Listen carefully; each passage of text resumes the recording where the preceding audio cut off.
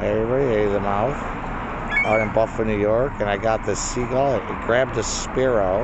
That's a sparrow, and it tore it up.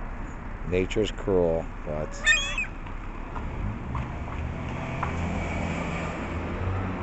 he's taking it with him. He doesn't even care. What's up?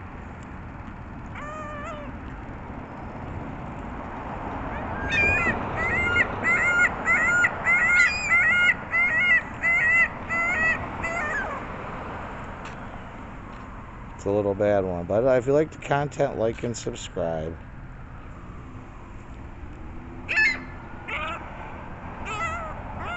I've never seen one of them do this before, but